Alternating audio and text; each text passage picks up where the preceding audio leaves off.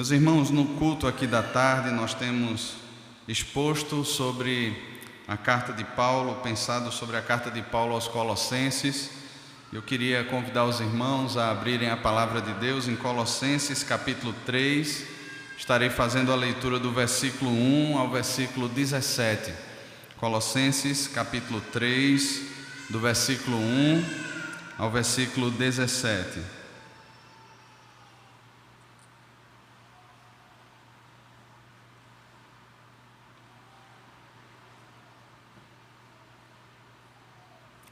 Nos diz assim a palavra do Senhor, Colossenses 3, de 1 a 17.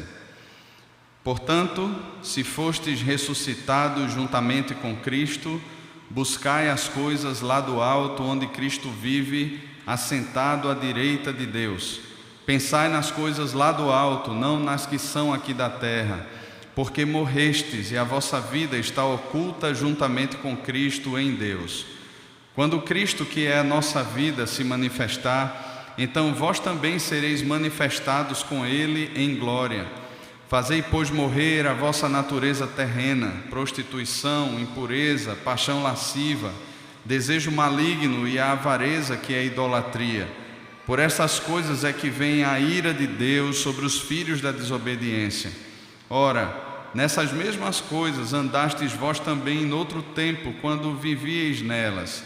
Agora, porém, despojai-vos igualmente de tudo isto: ira, indignação, maldade, maledicência, linguagem obscena do vosso falar. Não mintais uns aos outros, uma vez que vos despistes do velho homem com os seus feitos, e vos revestistes do novo homem, que se refaz para o pleno conhecimento, segundo a imagem daquele que o criou, no qual não pode haver grego nem judeu, circuncisão nem incircuncisão, bárbaro, cita, escravo, livre, porém Cristo é tudo em todos.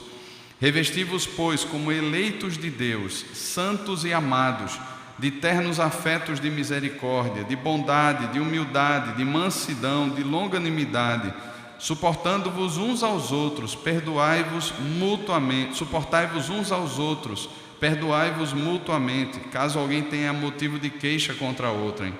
Assim como o Senhor vos perdoou, assim também perdoai vós. Acima de tudo isto, porém, esteja o amor, que é o vínculo da perfeição. Seja a paz de Cristo árbitro em vosso coração, a qual também fostes chamados em um só corpo, e sede agradecidos. Habite ricamente em vós a palavra de Cristo. Instruí-vos e aconselhai-vos mutuamente em toda a sabedoria, louvando a Deus com salmos e hinos e cânticos espirituais, com gratidão em vosso coração. E tudo o que fizerdes, seja em palavra, seja em ação, fazei-o em nome do Senhor Jesus, dando por Ele graças a Deus Pai. Amém. Que o Senhor nos abençoe, nos conduza, e assim o seu nome seja glorificado no nosso meio e sejamos edificados por meio da sua palavra. Meus irmãos, vivemos num tempo onde somos tentados todo instante a olharmos de alguma forma para aquilo que pode nos trazer conforto, para aquilo que nos pode trazer segurança, para aquilo que nos pode dar algum sentido.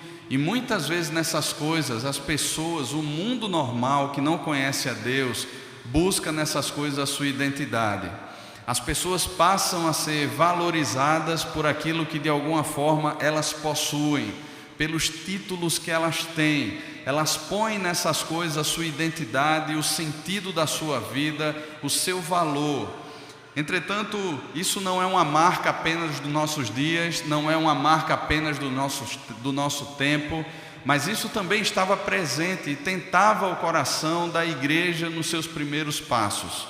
Aqui, de uma forma diferente, como nós temos visto, havia uma filosofia, um embrião do gnosticismo que já era pregado e que de alguma forma pessoas de dentro das próprias igrejas eram seduzidas por essa filosofia ilusória e se entregavam a essa filosofia, e essa era uma filosofia perniciosa, maldita, porque ela afirmava que era impossível a encarnação de Cristo, era impossível que Deus, sendo santo, sendo puro, sendo perfeito, se tornasse matéria, que é algo que corrompe, é algo que não é puro, onde a excelência do conhecimento, a excelência da vida e a questão mais transcendente era obtida apenas por uma gnose ou por um conhecimento que ultrapassava os limites da carne.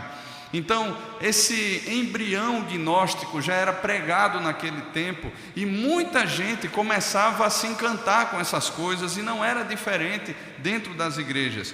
Um outro aspecto era o aspecto do ascetismo, ou seja, passe a fazer isso, deixe de fazer aquilo outro, passe a de repente usar da força do seu braço para obter uma justiça, porque o que eles pregavam era que de repente a justiça de Cristo ela não era suficiente para redimir a sua vida. E aí também os judaizantes eles entravam por esse aspecto e complementavam dizendo: olha, vocês precisam observar também o culto judaico, vocês precisam observar os rituais da circuncisão, vocês precisam também observar as festas judaicas. Era todo um ambiente que apontava para uma identificação naquilo que poderia ser obtido pela força do braço. A pregação naquele tempo, assim como no nosso tempo também, era que Cristo não era suficiente, Cristo e a sua obra redentora não era suficiente para a nossa vida. Todos esses caminhos, irmãos, eles são caminhos religiosos. Eles apontam para o homem como sendo de alguma forma suficiente para obter a sua salvação.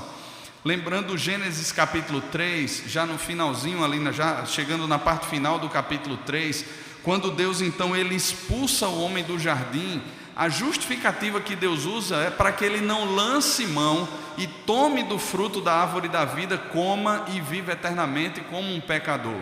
Então Deus, por meio da sua graça, ele expulsa o homem do jardim e cerca a entrada do jardim com anjos e com aquela espada de fogo que se revolvia, fechando o caminho do Éden. E Deus usa isso e faz isso porque Deus sabe que agora, de alguma forma, o homem tentaria ganhar a sua redenção pela força do braço. E desde aquele tempo até os nossos dias, formas diversas de redenção são apresentadas para nós. Por exemplo, ainda que sejamos crentes, ainda que tenhamos a plena convicção da suficiência da obra de Cristo, de tudo aquilo que Cristo fez na cruz, e isso nos dá segurança, e isso é o nosso conforto, a presença de Cristo passa a ser a nossa alegria, a nossa satisfação. Com o tempo, essas luzes que piscam aí fora, os apelos desse mundo de alguma forma começam a seduzir o coração, dizendo assim: olha, você precisa de algo mais.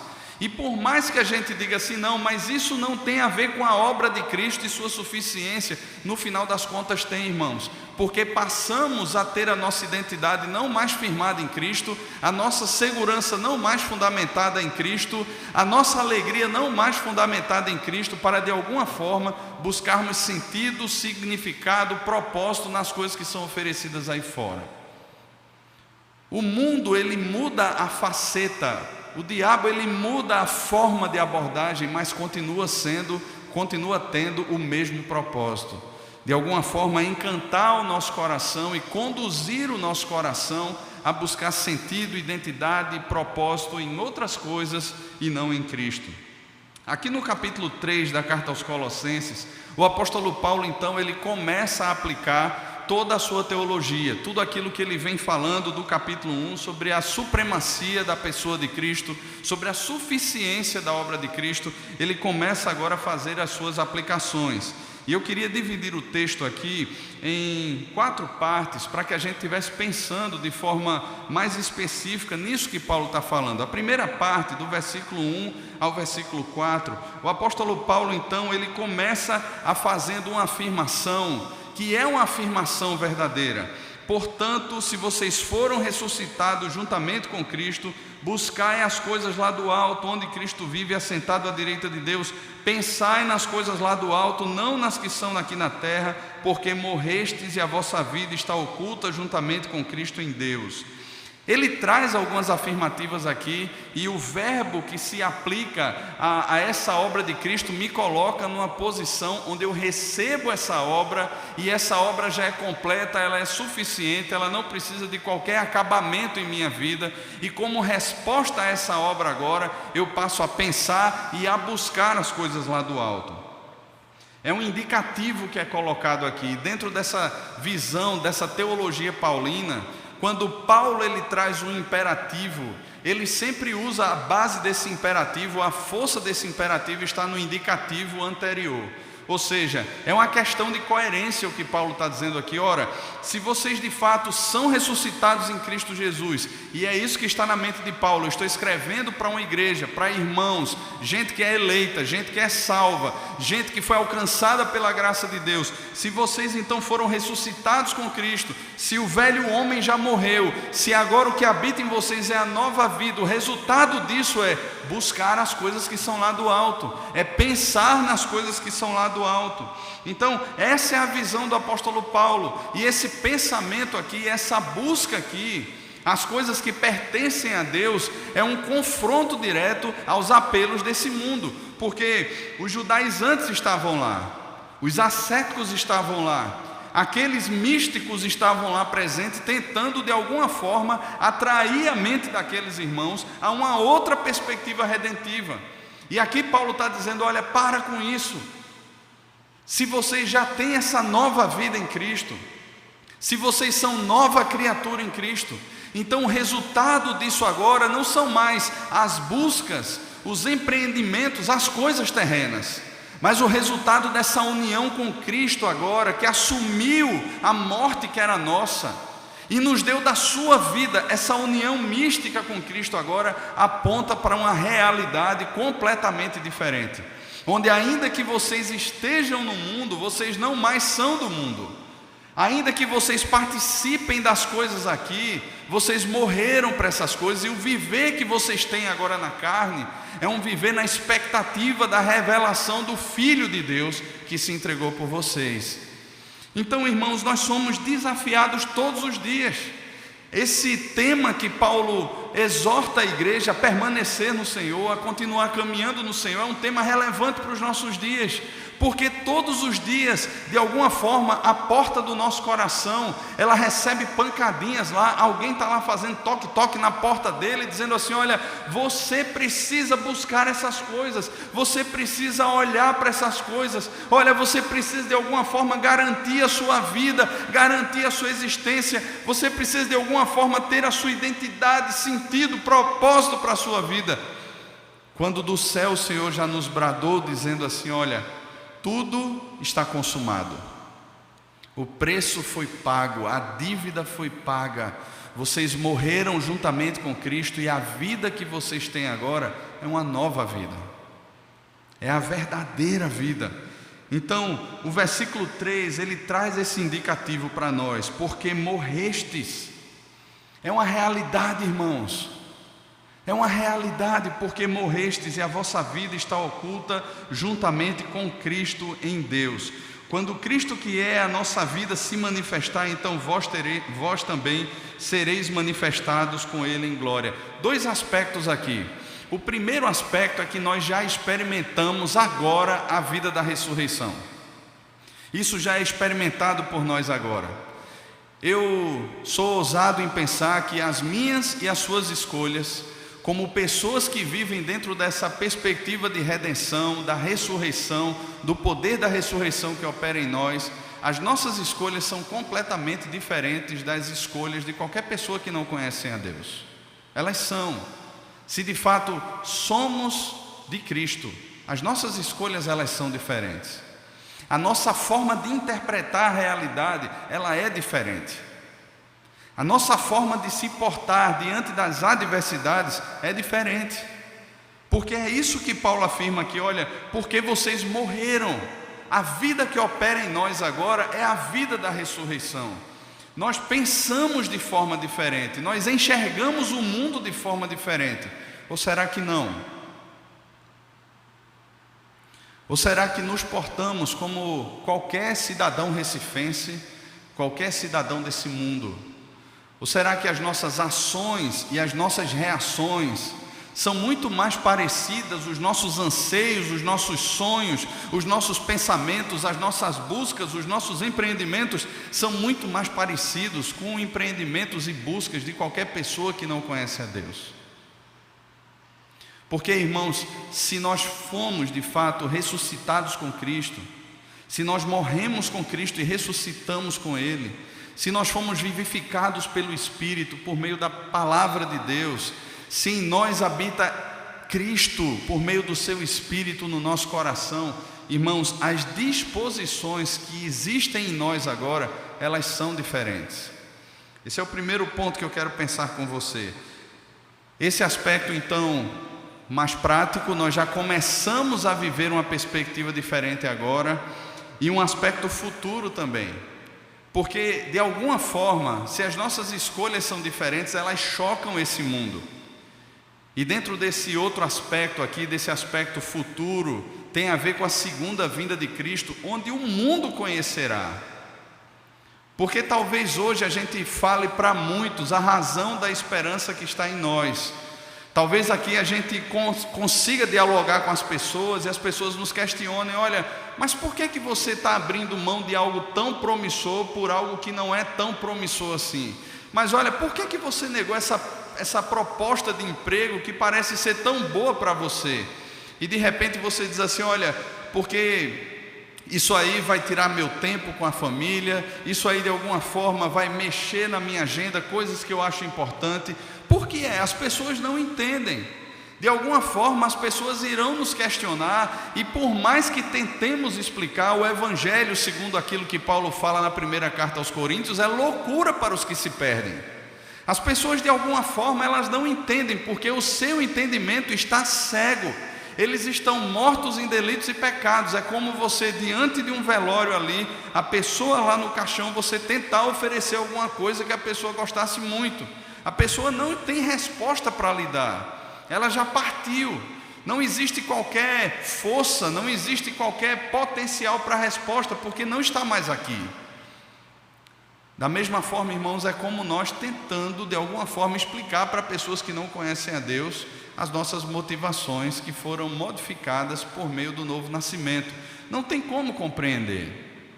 Agora, quando o Evangelho é revelado a essas pessoas, elas entendem. Mas se não for revelado, elas não entenderão. Mas o que Paulo diz aqui é que essa nossa vida, ela está oculta juntamente com Cristo em Deus. E quando um dia, na sua vinda, Cristo se manifestar, nós seremos manifestados juntamente com Cristo. E de repente naquele dia, onde, como cantamos aqui, todo joelho se dobrará e toda língua confessará, de repente naquele dia, aqueles que escarneciam e não entendiam, entendam que a vontade do nosso coração, que as nossas buscas, os nossos sonhos, os nossos empreendimentos estavam cativos à vontade de Cristo, porque morremos, e a vida que agora vivemos para o Senhor. Outro aspecto que eu queria pensar aqui vai do versículo 5 ao versículo 11. Eu quero ler novamente com os irmãos. Fazei, pois, morrer a vossa natureza terrena, prostituição, impureza, paixão lasciva, desejo maligno e avareza, que é a idolatria. Por essas coisas é que vem a ira de Deus sobre os filhos da desobediência. Ora, nessas mesmas coisas andastes vós também noutro tempo, quando vivieis nelas. Agora, porém, despojai-vos igualmente de tudo isso: ira, indignação, maldade, maledicência, linguagem obscena do vosso falar. Não mintais uns aos outros, uma vez que vos despistes do velho homem com os seus feitos e vos revestistes do novo homem, que se refaz para o pleno conhecimento, segundo a imagem daquele que o criou, no qual não pode haver grego, nem judeu, nem circuncisão, nem incircuncisão, bárbaro, cita, escravo, livre, porém Cristo é tudo em todos. Esse outro ponto aqui, irmãos, trata de forma prática agora dos nossos relacionamentos. Paulo tratou da nossa relação com Deus, do versículo 1 ao versículo 4, a nossa união com Cristo e a nossa resposta a Deus por causa dessa união com Cristo. E agora dos nossos relacionamentos, ele traça aqui duas listas de pecados que faziam parte da antiga natureza. Primeira lista, e é interessante se os irmãos notarem, no versículo 3 ele diz que nós morremos, no versículo 5 ele diz fazei pois morrer, e talvez na mente de muitos aqui gere uma complicação, um questionamento, olha, por que nós já morremos e agora Paulo fala fazei pois morrer?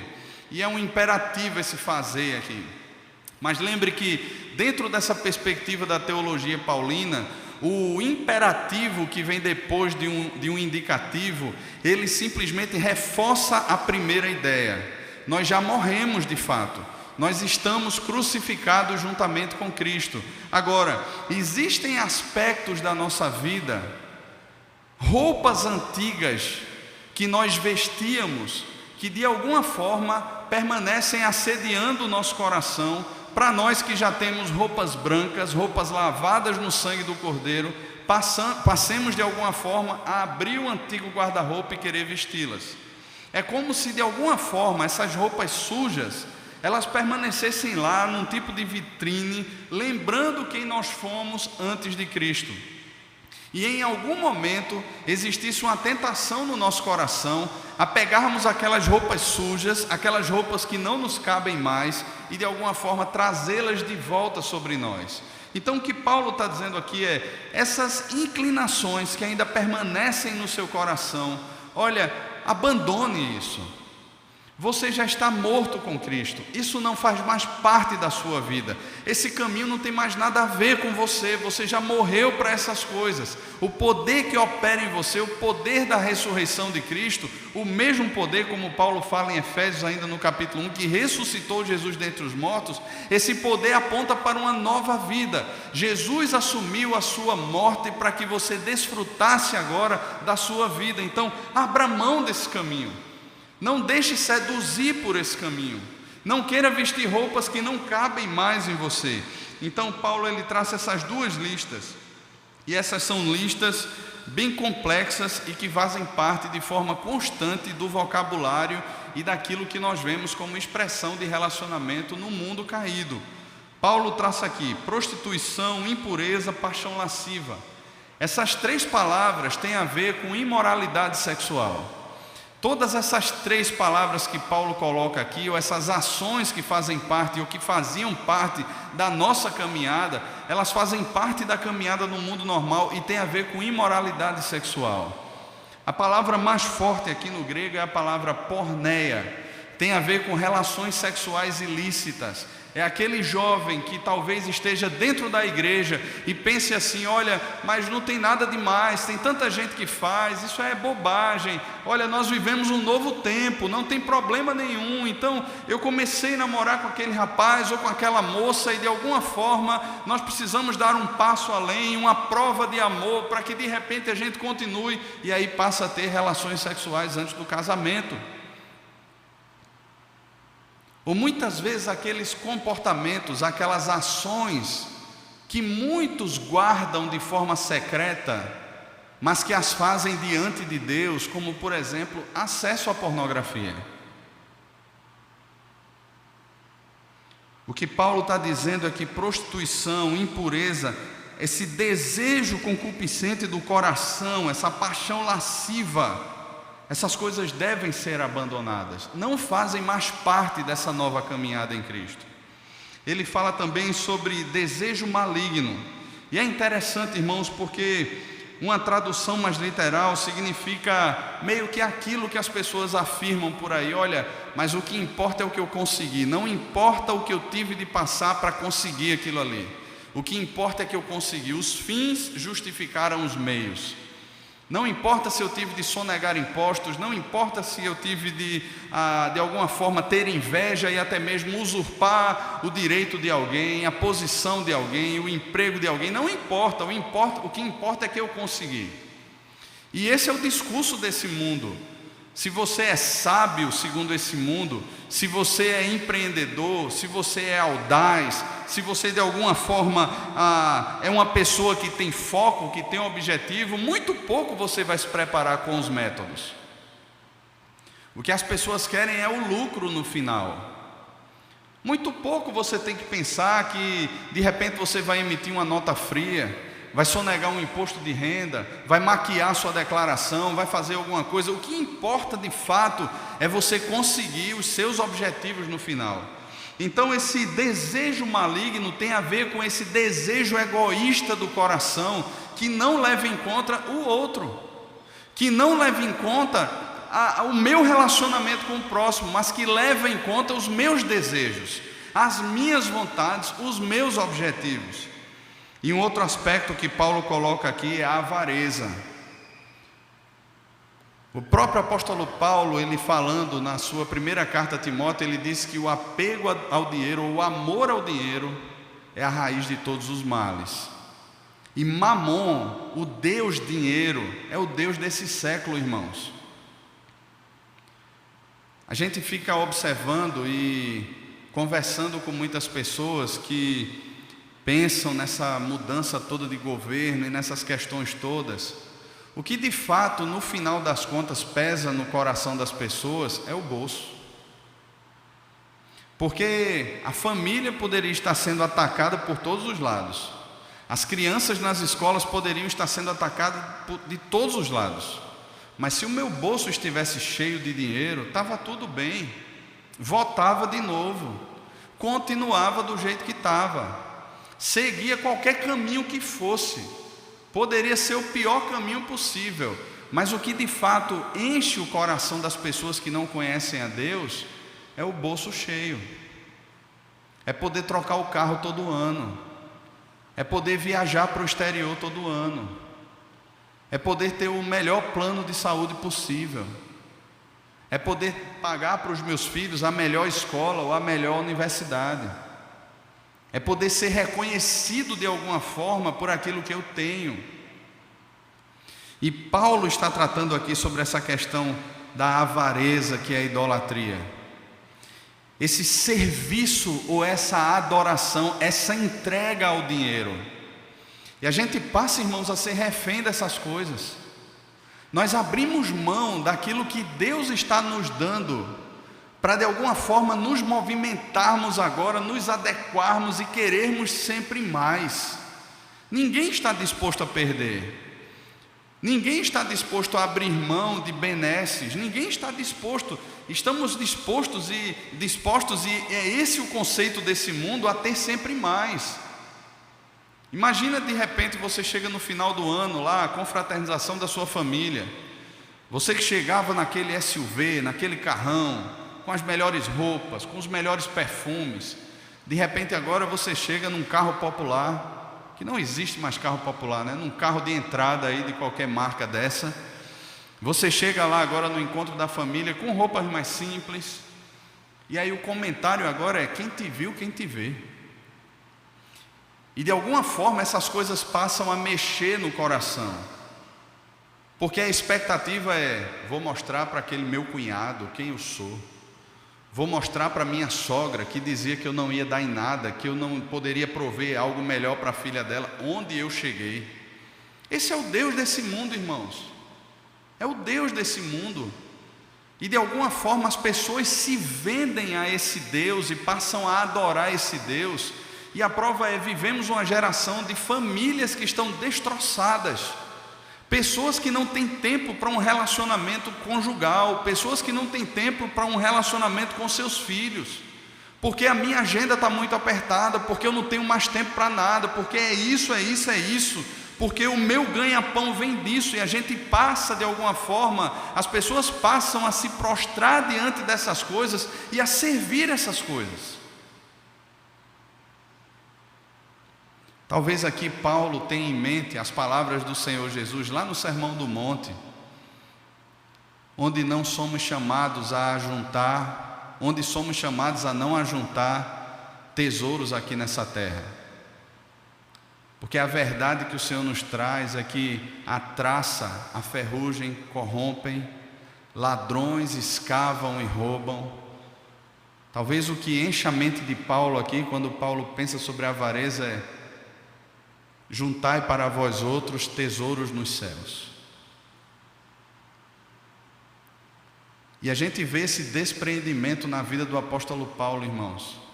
E só lembrando aos irmãos, quando Paulo escreve essa carta, Paulo está preso.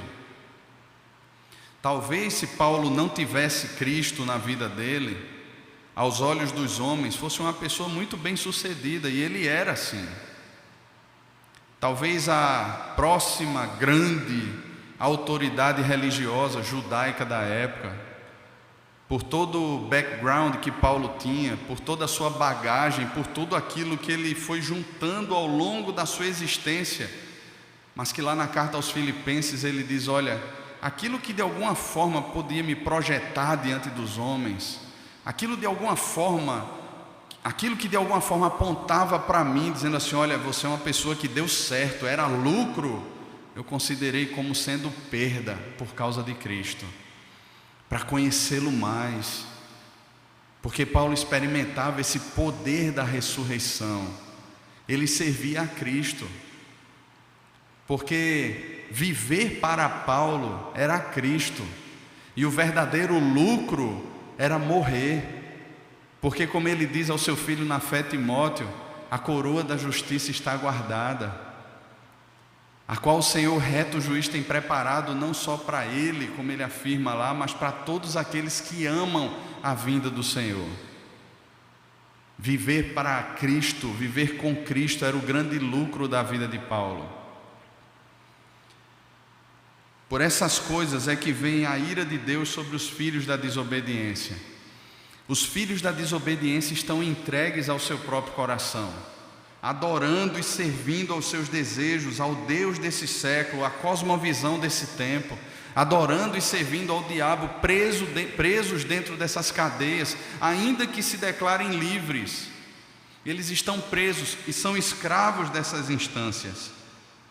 Ora, e Paulo traz aqui um recado, uma lembrança do passado no versículo 7. Ora, nessas mesmas coisas andastes, vós também noutro tempo, quando vivieis nela. Perceba que quando ele usa esses dois verbos aqui, andastes e vivieis, ele coloca os dois no passado. Não são aspectos que fazem mais parte da sua caminhada hoje. Então, não queira insistir nisso. Não queira abraçar coisas que Cristo já pagou por elas e já despojou essas coisas, já tirou você desse mundo, já livrou você desses aspectos. Agora, porém, despojai-vos igualmente de tudo isso. E aqui ele traz outra lista: ira, indignação, maldade, maledicência, linguagem obscena do vosso falar. Não mintais uns aos outros. Perceba, irmãos, que tanto na primeira lista quanto nessa segunda lista, todos esses aspectos, ainda que sejam decisões pessoais, eles têm implicações comunitárias. Você não fica indignado vivendo numa ilha, só você ali, fazendo tudo o que você deseja. Geralmente a indignação vem porque alguém feriu o seu senso de justiça própria. Você fica indignado porque nós achamos que de alguma forma nós não merecemos essa situação, merecemos mais. A ira, a maldade, a maledicência, a linguagem obscena do falar, a própria mentira como sendo um caminho de justificação pessoal. E aqui eu lembro de Tiago, quando ele fala na sua carta que ninguém ao ser tentado diga eu sou tentado por Deus, porque cada um é tentado pela sua própria cobiça, quando essa o atrai e o seduz. E é interessante esse processo no coração, porque esse processo ilusório, mentiroso, é de repente o coração tentando justificar o pecado para que você peque. E aí muitas vezes nós vamos usar a vida dos outros para justificar os nossos pecados. Não, mas fulano fez, não teve problema nenhum, não foi pego, não deu nada para ele. Então, rapaz, o que é que tem, né? O que é que tem demais? Tanta gente faz por aí, eu não posso ser santo demais a esse ponto, né? Eu vou acabar morrendo por causa disso, né? Eu não vou conseguir sobreviver. De alguma forma, esse caminho de mentira é um caminho de auto-engano, mas nesse caminho nós arrastamos outras pessoas também que estão conosco. Nós influenciamos negativamente a vida de outras pessoas, nós induzimos até muitas pessoas ao erro. Então Paulo está dizendo: olha gente, isso é coisa do passado, não faz parte da sua nova vida, da sua caminhada com Cristo. Abandona esse negócio, não queira vestir essas antigas roupas. E agora então ele usa essa palavra despojai-vos, e é literalmente não vista isso, tire isso de você, Não queira colocar isso sobre você, não faz mais parte da sua caminhada. Vocês já se despiram desse velho homem e vocês já se revestiram do novo homem que se refaz para o pleno conhecimento, e aqui ele usa uma expressão muito jóia, segundo a imagem daquele que o criou, e esse é o propósito maior da nossa redenção. A glória de Deus, ela é revelada, irmãos, e a nossa redenção, ela é para a glória de Deus, para o louvor da glória de Deus, como lemos no início do culto, Efésios capítulo 1. Ela é para o louvor da glória de Deus, mas Deus é louvado tendo a sua imagem refletida em nós. Lembra lá Gênesis capítulo 1, um homem criado à imagem e semelhança de Deus. Ele é criado à imagem de Deus.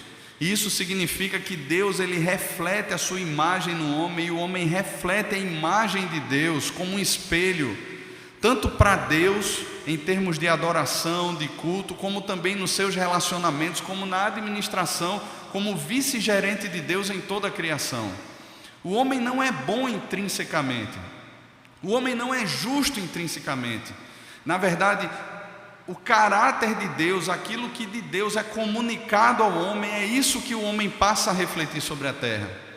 Entretanto, quando caímos, a imagem de Deus, ela fica corrompida no coração do homem, e os atos de bondade que temos, ainda temos como um pequeno fio de reflexo dessa bondade de Deus, dessa justiça de Deus. Entretanto, em Cristo nós somos restaurados.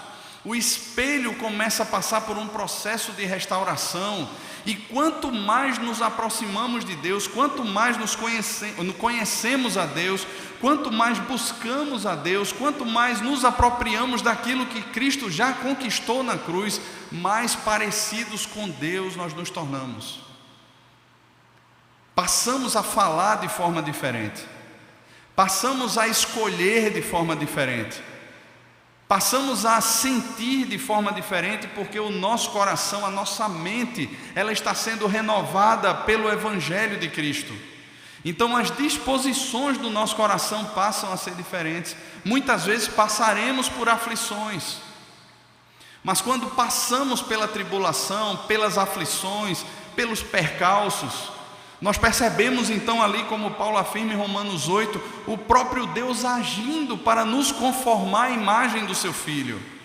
Não é que Deus esteja rindo lá de cima e dizendo assim: olha, estou sentindo prazer que ele sofra. Mas o prazer de Deus em meio às tribulações e às aflições é ver que nós estamos amadurecendo, irmãos. E essa imagem de Deus, esse pleno conhecimento segundo a imagem daquele que nos criou, vai se tornando cada vez mais perfeito em nós, de modo que o caráter de Cristo passa a ser enxergado em nós.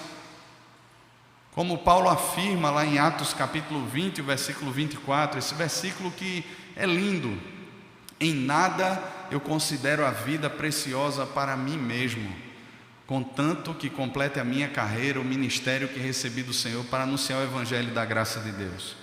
Perceba, Paulo está dizendo assim: olha, a minha vida não tem valor nenhum se ela for vivida simplesmente para o aqui e agora, existencialmente falando, para algum plano, algum sonho meu.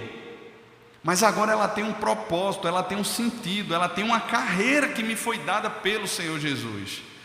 E no final da sua vida, Paulo está lá falando, né? Completei a carreira que ele recebeu do Senhor Jesus. Esse alvo de Deus, irmãos, de ser glorificado em nós, nos tornando cada vez mais parecidos com o Senhor Jesus, para que Ele venha a ser o primogênito dentre muitos irmãos, cada vez mais semelhantes com Cristo, no qual não pode haver grego, nem judeu, nem circuncisão, nem incircuncisão, bárbaro, cita, escravo, livre, porém Cristo é tudo em todos. E Paulo faz questão de afirmar isso, principalmente pelos judaizantes, que afirmavam a primazia dos judeus e que tentavam puxar os outros também à observância das leis judaicas, dizendo que a justificação em Cristo não era suficiente. Paulo diz assim, olha, como ele fala em Efésios ainda no capítulo 2, Jesus quebrou a barreira de separação. Jesus quebrou a barreira de separação, não existe mais escravo, não existe mais judeu, não existe mais gentil, essa barreira foi quebrada. E ele diz aqui, Cristo é tudo em todos. Não é universalismo, porque Paulo está escrevendo aqui para uma igreja específica. Ele está falando com crentes ali, tanto judeus convertidos na cidade de Colossos, como gregos, gentios convertidos também. A partir do versículo 12 ao versículo 17, Paulo então passa a falar sobre a forma positiva, o que é que deve ser cultivado. Se existem aspectos que são negativos e que precisam ser descartados de uma vez por todas, quais virtudes precisam ser cultivadas? O que é que precisa ser alimentado no nosso coração? E ele diz aqui então: revesti-vos, pois, como eleitos de Deus, santos e amados, de ternos afetos de misericórdia, de bondade, de humildade, de mansidão, de longanimidade, suportai-vos uns aos outros, perdoai-vos mutuamente. Perceba, Paulo começa a traçar aqui aspectos que dizem respeito à nossa vida com Deus e à nossa vida relacional também. Primeiro ele vai afirmar: vocês foram eleitos, vocês são santos e amados. E o sentido aqui, ou como Paulo emprega essas palavras, ela tem um sentido perfeito. Vocês já são, vocês não precisam se tornar isso. Essa obra de Cristo elegeu vocês desde antes da fundação do mundo e tornou vocês santos e amados por Deus. Então agora vocês se revistam disso, de ternos afetos de misericórdia, de bondade, de humildade, de mansidão, de longanimidade. Suportem-se uns aos outros, perdoem-se mutuamente, caso alguém tenha motivo de queixa contra outrem, assim como o Senhor vos perdoou, assim também perdoai-vos. Perceba, irmãos, tem a ver com os nossos relacionamentos. Essas virtudes, elas não são cultivadas, e essa espiritualidade não é uma espiritualidade em si mesmada, mas ela é compartilhada. Não é uma vida onde eu me fecho numa bolha e sou exemplo lá no meu mundinho, mas é onde eu passo a viver na comunidade da fé de forma diferente. Os meus relacionamentos, eles são alcançados pela redenção. Os meus relacionamentos, eles são transformados pela redenção. E os movimentos agora, em termos de relacionamentos, na nossa convivência mútua, eles passam a ser abençoadores. Hoje pela manhã nós pensamos aqui na carta de João, na segunda carta que o apóstolo João escreve, e essa ligação que João faz entre verdade e amor. O amor, ele tem como base os mandamentos, ele tem como base a verdade. E quando nós observamos os mandamentos, eles apontam para Deus em primeira instância. Nós passamos a amar a Deus de todo o coração, de toda a nossa alma, de todo o entendimento. De que forma? Nós não vamos erigir ídolos para nós não vamos nos prostrar, nós só teremos o Senhor como nosso Deus. E com relação ao próximo, como é que nós passamos a amar ao próximo? Ele vai dizer: olha, não queira cobiçar a mulher do seu próximo, o servo do seu próximo, os bens do seu próximo. Não trate o seu próximo com opressão. Ele traça a lista lá nos mandamentos. E é interessante, irmãos, que assim é demonstrado o amor. Não é uma questão filosófica apenas, não é uma questão sentimental, ainda que envolva sentimentos, é muito mais, ou são muito mais decisões que tomamos que nos impulsionam a abençoar o outro. Então essa vida de redenção nos reveste agora, ou nos chama a nos revestir de atitudes práticas que abençoam o outro e que revelam a paz de Cristo e que revelam a vida de Deus no meu coração. Não existe espiritualidade saudável, irmãos, em si mesmada. Nós fomos criados por Deus para nos relacionar com Ele e nos relacionarmos uns com os outros. E por meio desses relacionamentos sermos abençoadores. A linguagem que João usa na sua carta, na sua primeira carta, no capítulo 4, é como prova daquele que foi amado de fato por Deus, daquele que conhece o amor de Deus, ele ama o outro. João coloca uma perspectiva enganosa, mentirosa, pessoas que dizem amar a Deus e não amam ao próximo. E aqui esse amor, essa vida da redenção, ela é demonstrada em bondade, em ternos afetos de misericórdia, em humildade, em mansidão, em longanimidade, em ser suporte para o próximo. É interessante essa expressão aqui, porque suportar não é aquela esposa, que está lá: eu tenho que suportar esse homem para o resto da minha vida, carregar essa cruz. Não é nada disso. É alguém que olha tão pouco para si, que está disposto a dar o braço para o outro, quando está pesada a caminhada para o outro. E sabe, irmãos, uma coisa triste que a gente experimenta, a gente vê aí fora, e infelizmente a gente vê muitas vezes também dentro da igreja. Sabe aquele jargão, né? E aí, como é que você está? Eu já vi pessoas dizendo assim, olha, eu não estou bem não. E a pessoa simplesmente sorri e seguir. Porque era simplesmente um jargão, era para você dizer que estava bem. Eu não quero saber de fato como é que você está. Porque ouvir que você não está bem e de repente sentar com você pode trazer demandas pesadas demais para mim. E eu não quero ser suporte para você. É isso que essas pessoas estão dizendo. Eu não quero caminhar com você, eu quero caminhar com alguém que me impulsione na minha caminhada, no meu trilho, no meu caminho. E não caminhar com gente que de repente vai divergir em alguma ideia. E não caminhar com gente que de repente não vai agregar nos meus planos. Essa é a caminhada de alguém que não conhece a Deus, irmãos. Que não seja assim conosco. O que Paulo fala é que nós somos chamados a suportar uns aos outros, a perdoar mutuamente. E a base do perdão é como Cristo nos perdoou, assim como o Senhor vos perdoou, assim também perdoai vós. E aqui eu lembro da oração que o Senhor Jesus nos ensinou: perdoai os nossos pecados, assim como temos perdoado a quem nos tem ofendido. Veja o padrão que o Senhor Jesus coloca: da mesma forma como eu tenho perdoado, que o Senhor me perdoe também. Será que estamos de fato dispostos a orar assim, irmãos?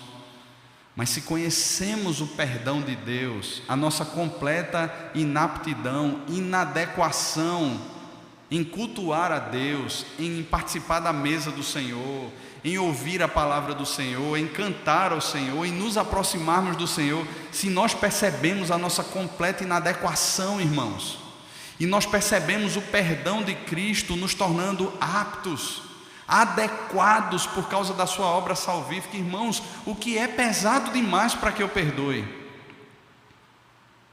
Se Ele se entregou por mim e me amou, sendo eu ainda pecador, se Ele perdoou todos os meus atos e principalmente o meu pecado original naquela cruz, se Ele bebeu o cálice da ira de Deus que era contra mim, se Ele removeu todo o inscrito de dívida, cravando esse inscrito naquela cruz, irmãos, o que é pesado demais para mim. Mas muitas vezes nós arrastamos esses pesos durante anos na nossa vida. Nós não tratamos o nosso coração nem com Deus, nem com as pessoas, e nós não perdoamos. Arrastamos mágoas, ressentimentos, não tratamos o coração. E é difícil, irmãos. Não estou dizendo que é fácil não, mas é essa mortificação. Nós já morremos. Já morremos para essa perspectiva de autocomiseração, essa perspectiva mundana de que eu sou injustiçado o tempo todo, de que eu sou vítima o tempo todo. Irmãos, a verdadeira vítima, se houve uma, e não foi, porque Ele se deu, seria Cristo. Porque Ele veio morrer e entregar a sua vida por gente que não o queria, por gente que jamais o buscaria. Mas Ele se deu por nós. E nós somos chamados da mesma forma a ir para a cruz, por amor agora às pessoas. Então, se temos mágoas, se temos ressentimentos, se temos perdão no nosso coração, que nós não liberamos, mas retemos aquilo ali lá dentro.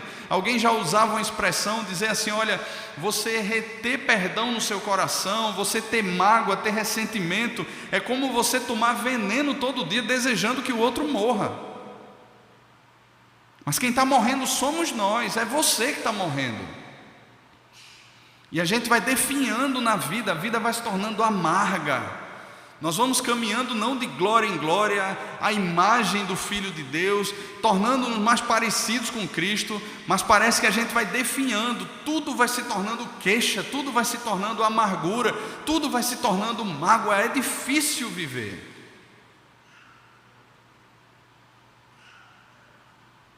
Perdoai-vos uns aos outros, assim como você foi perdoado.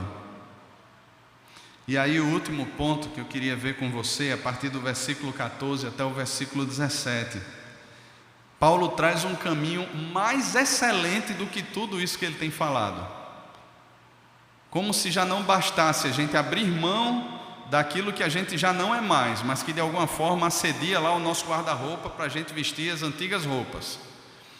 Como se já não bastasse esse revestir de todas essas virtudes que ele coloca aqui, ele coloca agora um caminho ainda mais alto. Veja qual é.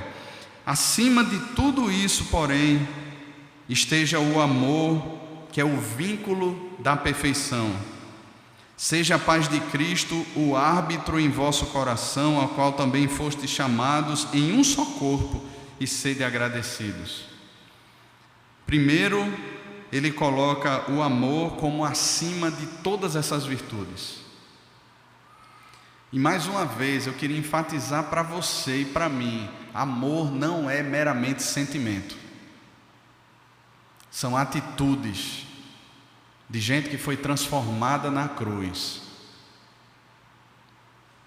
É não levar em consideração o que é propriamente seu, é não ser egoísta, é não se ensoberbecer, é não arder em ciúmes, é considerar o outro como sendo superior a nós mesmos. É muitas vezes pagarmos o preço de caminhadas difíceis para ver a glória de Deus e para ver vidas sendo abençoadas e restauradas pela palavra de Deus.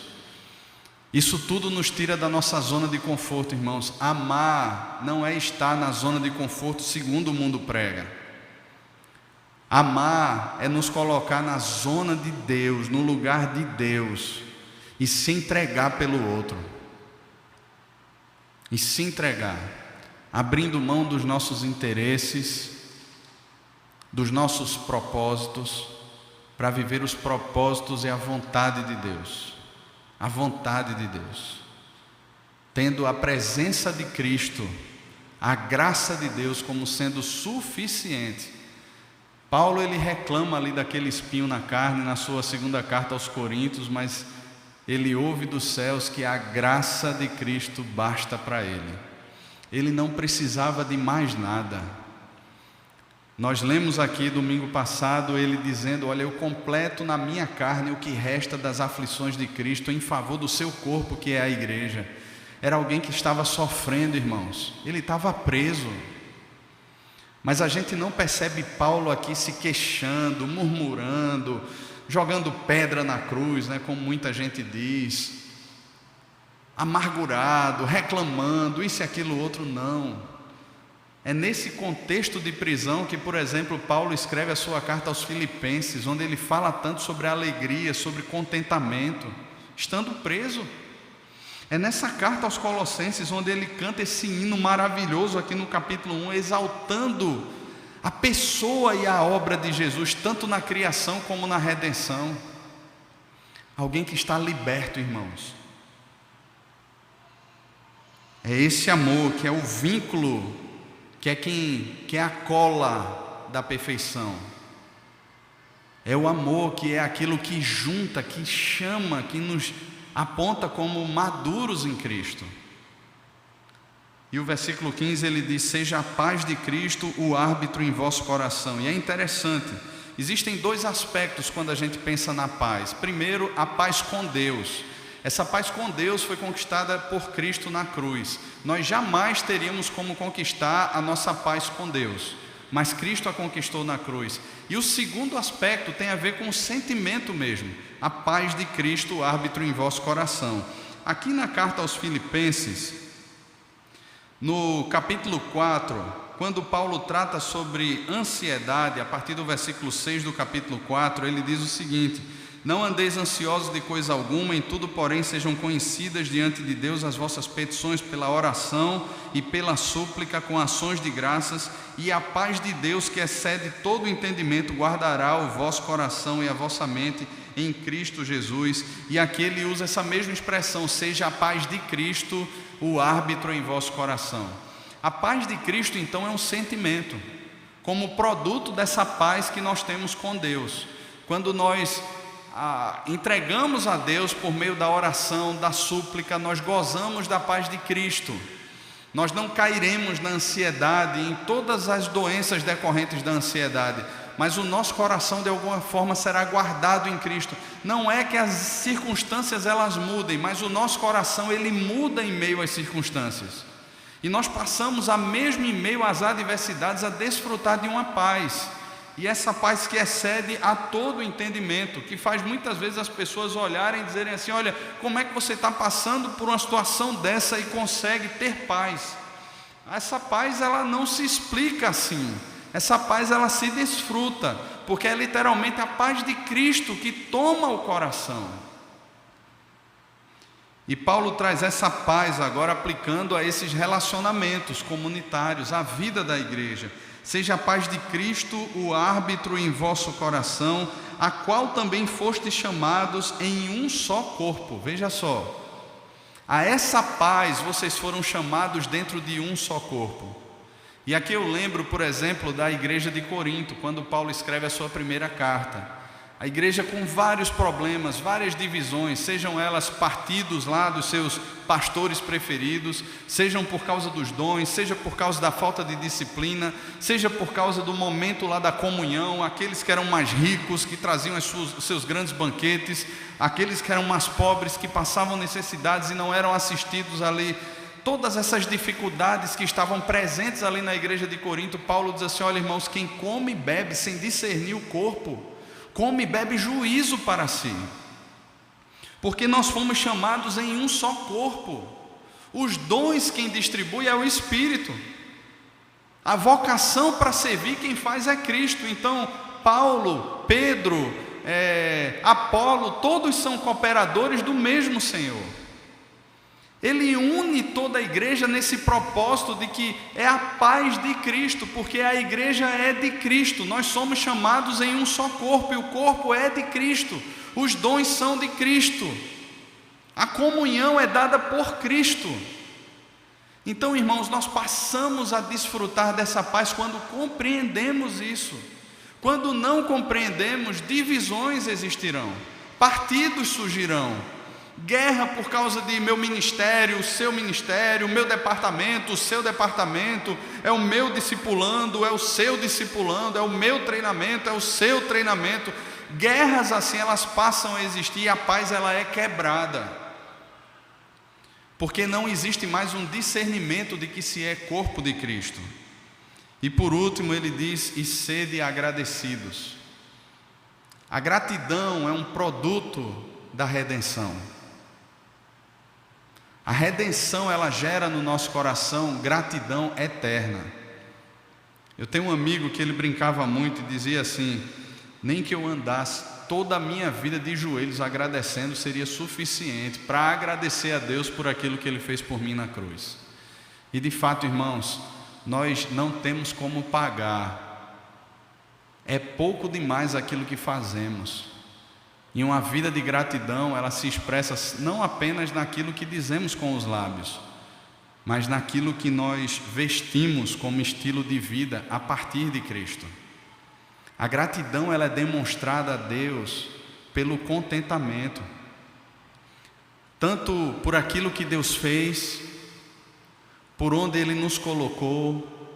Então devemos estar contentes e satisfeitos em toda e qualquer situação, irmãos, porque cremos num Deus que é soberano e que administra todas as coisas segundo o conselho da sua vontade, para a sua glória e para o nosso bem, ainda que muitas vezes as circunstâncias não apontem para nós bem algum. Deus continua sendo bom e Ele continua sendo glorificado e nos conformando à imagem de Cristo, e isso gera gratidão no nosso coração, ou deveria gerar. Aprenda a ser grato, e eu digo isso para mim também, pelas coisas mais simples que você tem, pelas coisas mais complexas, mas por aquilo que Deus também não nos tem dado, ou pelas circunstâncias mais adversas, porque em tudo isso Cristo tem sido formado em nós.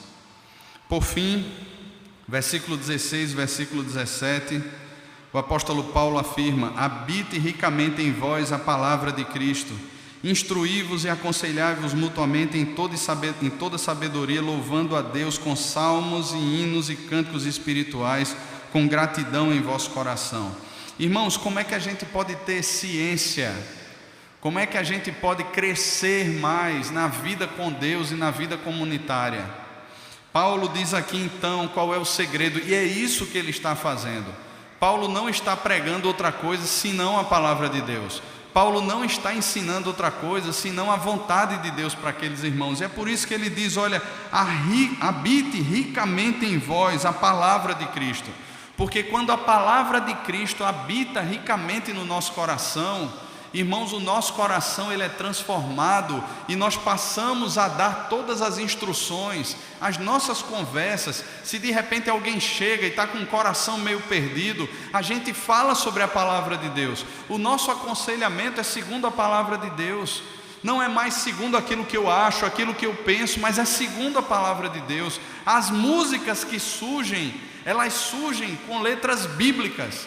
Não são vãs repetições, não são simplesmente as modinhas do nosso tempo, mas a gente passa a cantar a palavra de Deus, porque isso alegra o nosso coração, nos faz lembrar a obra de Cristo, nos faz lembrar o ser de Deus, nos faz lembrar daquilo que é Bíblia, e é isso que de fato aquece o nosso coração. Nos faz, irmãos, lembrar do verdadeiro propósito de Deus para a nossa vida, nos faz lembrar da nossa identidade. Nós passamos a instruir, nós passamos a falar, nós passamos a conduzir a vida, porque a palavra de Cristo habita ricamente no nosso coração. É muito mais de Cristo e muito menos de mim, ou usando aqui o que João Batista fala, para que ele cresça e eu diminua. A palavra de Cristo. E no final, talvez aqui como uma conclusão de tudo isso para mim e para você: tudo o que fizerdes, tudo, não apenas no culto, tudo. Amanhã é segunda-feira, você vai para a faculdade, para o seu trabalho, para o colégio, se bem que ainda tem muita gente de férias, né? Você vai lá viver a sua vida. Ou é a vida de Cristo? Você vai lá fazer as suas escolhas, ou são as escolhas de Cristo, conduzidas pelos critérios da palavra de Cristo? E aí, tudo quanto fizerdes, aquela ligação de telefone, aquele acesso à internet, conversa lá com a esposa, com o marido, a instrução dos filhos, tudo quanto fizerdes, seja em palavra, seja em ação, fazei-o em nome do Senhor Jesus, dando por ele graças a Deus. Uma vez alguém perguntou ao pastor Augusto Nicodemos a seguinte questão, né? Trouxe para ele. Eu ouvi isso dele numa pregação, né? E perguntaram: pastor, eu posso ter relações sexuais antes do casamento? E ele disse: olha, eu vou lhe dar uma bússola aí para você se guiar. Se você conseguir fazer isso em nome de Jesus, dando graças a Deus, se você for crente de verdade e conseguir fazer isso, se você for crente de verdade e conseguir sonegar os seus impostos lá, dizendo assim: eu estou sonegando aqui em nome de Jesus, dando por isso graças a Deus, porque eu sou muito inteligente. Se você conseguir mentir, dizendo assim: eu estou mentindo aqui em nome de Jesus e por isso eu dou graças a Deus. Se você conseguir adulterar, se você conseguir cobiçar aquilo que não é seu, dizendo assim: eu estou cobiçando isso aqui em nome de Jesus, dando graças a Deus por isso. Irmão, tenha certeza que você não é crente, não. Você precisa de conversão. É disso que você precisa. Estou acessando a internet aqui para ver pornografia em nome de Jesus, dando graças a Deus. Eu vou encher a cara hoje em nome de Jesus, dando graças a Deus. Você não é crente, não. Necessário vos é nascer de novo. Nenhum de nós consegue, irmãos. Essa conclusão que Paulo dá aqui, se nós usássemos ela todos os dias para aquilo que a gente fala, para as nossas ações, talvez a gente pensasse muito mais antes de falar. Talvez a gente ponderasse muito mais, lesse a Bíblia muito mais, para termos critérios muito mais bem apurados, se assim podemos dizer, antes de tomar decisões, do que sair por aí fazendo tanta coisa, falando tanta coisa, que prejudica, que divide, que causa tanta coisa que Cristo já removeu do nosso guarda-roupa.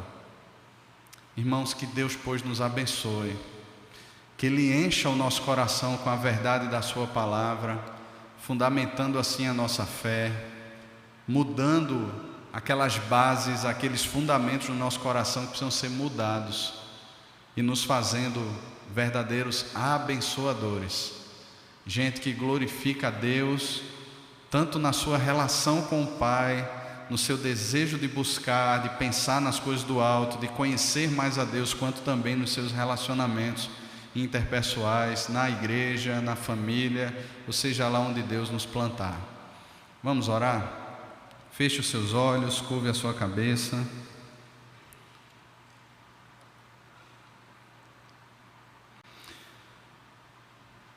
Senhor, não somos mais desse mundo, Pai. Ainda que estejamos nele, desfrutamos dessa nova vida com o Senhor.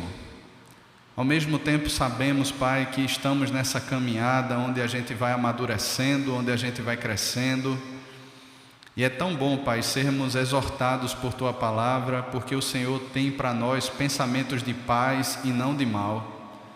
Porque a Tua vontade para a nossa vida, ela é boa, ela é agradável, ela é perfeita, e nós somos chamados, Pai, a entregar os nossos corpos ao Senhor como um sacrifício vivo, santo e agradável ao Senhor.